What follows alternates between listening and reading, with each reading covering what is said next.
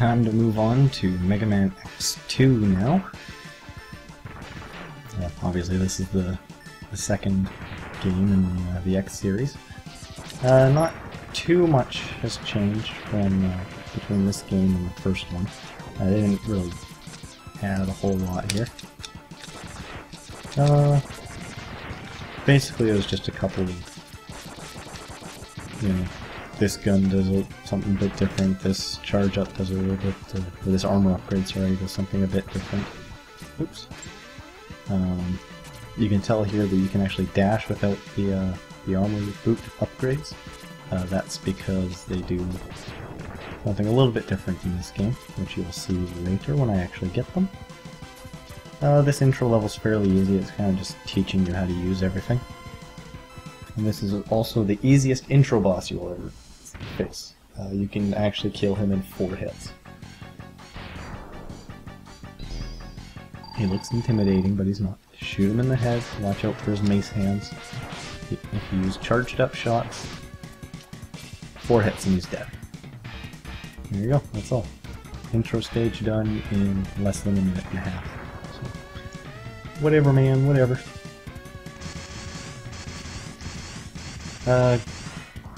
Couple of things about this game, I suppose. Like I said, there weren't too many changes or anything like that. A little bit of the general storyline. Earmuffs for anyone who hasn't played the first X game. In the first level of Sigma's Fortress in the first X game, Zero sacrificed himself to save X. And now these 3 Mavericks here actually have a hold of Zero's parts. Apparently when he blew himself up, he split into 3 parts. So, not sure if they have the parts from the get-go or if they steal them later, which you'll see. I'm not entirely sure on that. I'm going to start on Wire Sponges stage here. This game takes place, timeline-wise, 6 months after the first Mega Man X game finished. X is now part of a group called Maverick Hunters, who hunt down and battle rogue Maverick robots. You see that I just climbed up that wall and my health increased. There's actually a heart tank hidden back there. So unless you do some serious exploring, you might not actually find that one if you don't know what you're looking for, so a general tip. One of the reasons I like to start on Wire Sponges stage is because you can get that heart tank, you can get an extra life, and you can get a sub-tank without even trying. It's ridiculously easy to get those. So, and then those do help to help finish or beat certain parts of the game later. So I always find if you can get them without too much effort, you might as well. Wow, that could have been bad. So yeah, that's about all I've got there. This game is actually subtitled Mega Man X versus the Maverick, or sorry, versus the X Hunters. Those 3 guys that you saw at the beginning are the X Hunters, which you'll find out later.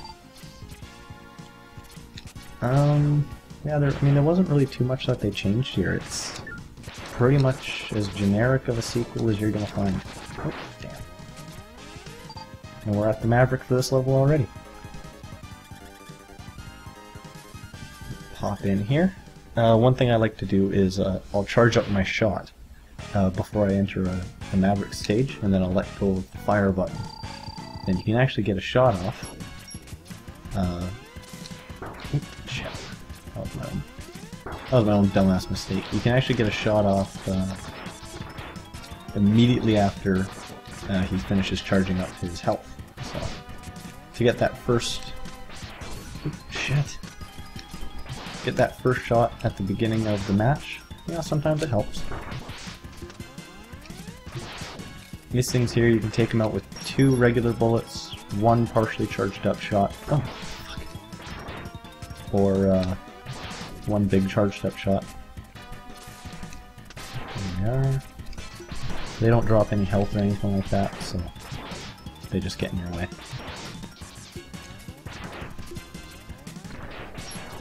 now that he's down, I think once you get him down past half health, he starts to do different attacks. Shit. And he's also invulnerable for certain periods of time. I haven't fully figured out the relationship yet, but when he's got the electricity running across him and he's standing still, I'm pretty sure you can't hurt him then. But when he's got electricity running across him and he's jumping or he's in the air or something like that, you can hurt him then. But that's Wire Sponge done. Okay. For collecting purposes and stuff like that, I found this game was harder to find everything. You do have to do a lot more backtracking with once you've beaten all the Mavericks and stuff like that. It has a not really a dual story, but depending how many of a certain item that you collect. Sorry. Yeah, depending on how many of a certain item you collect, you might have to face an extra boss in Sigma's Fortress right before you battle the main boss. I just gave that away, didn't I? Oh well. Now you saw there was a hole up there. I can't get there yet. I need to have the boot attachments, which I don't have yet. So I'll just keep on trucking. Might as well get that though. Fill up my sub-tank while I can. It's always a good idea to grab health whenever you can, because especially when you're trying to fill up sub-tanks, just might as well. You know, they always come in handy. And we got a little mech rider here again. They've improved the power of the mech rider. You can actually charge them up, and we'll do the spin thing. You can do like a flying or lunge attack. And you can actually hover as well. Which is kind of cool. See that there? Now there's also a heart tank here. You can't quite get that yet. I can't get pretty much anything in Wheel Gator stage until I come back here later, so you will see me just kind of rushing through this a bit. These shirts, those birds are pretty much just a one-hit kill. They're nothing special to them. I'm going to keep going up here, even though that's the way I'm supposed to go, just to get this extra life. I can't go through those doors yet, because that part of the story hasn't been reached yet. So we will have to just continue upward.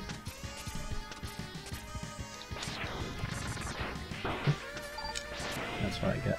If you need to collect health or weapons upgrades or anything like that, those birds are fantastic to use for that.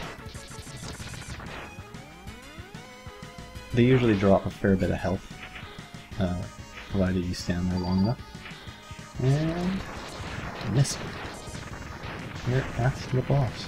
Do you need help? Damn. Now you're actually supposed to... his weakness is whatever Wire Sponge's weapon is called. Wire Extender, Spongy Tentacle, something like that. I find Wheel Gator is actually harder when you try and use that against them. I like to just use the X-Buster. Wheel Gator is usually my alternative startup guy. I like to start up with Wire Sponge though, just so I can get that health, heart tank, and sub tank, and the extra life.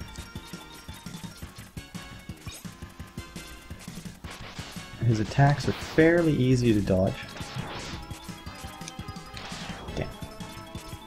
You just gotta kind of learn the rhythm. Stay on the walls, dodge the razor blades when they come out, and then immediately come back to the same wall you jumped off of. If a second one comes up, you do kind of have to be quick about your dodging. Crap. Whatever. Come on. Now here, he just nosedived the wall there, and you can see how it actually tore like a little chunk or something out of the wall. Didn't need to do that. If I land on that chunk, it'll actually hurt me.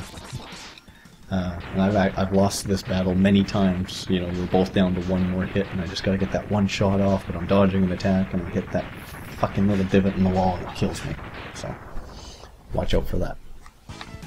2 Mavericks now, and they're actually going to come up to a little cutscene here, which is going to explain a little bit more of the storyline. You get Spin Wheel for defeating Wheel Gator. You'll see Spin Wheel being used a lot.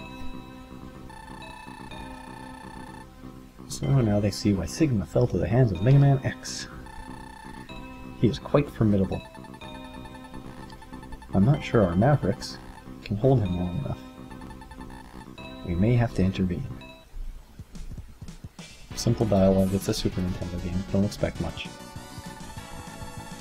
Dr. Kane, what happened? A group of Mavericks calling themselves the X-Hunters have just contacted us. Greetings, we have all of Zero's parts. They can be yours if you can defeat us. We look forward to meeting you, X. They're very polite.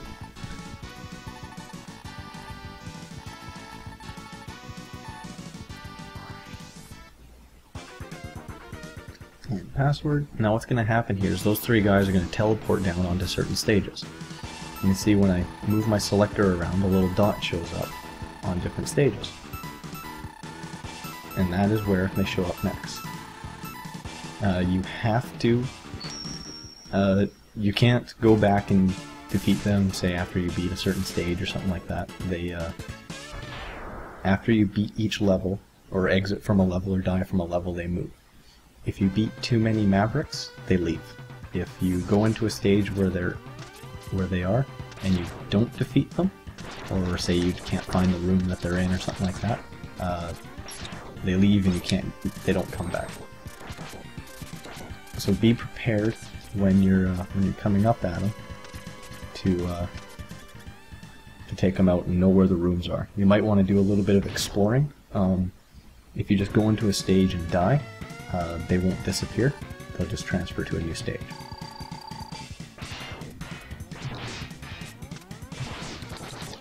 There we are. This is my least favorite guy to battle. I find him very annoying, especially that giant mace. Oh crap. That wasn't even remotely fair. It's like when you used to play street hockey or something like that and they take a slap shot from point blank and you're not wearing any pads. That's what that feels like to me.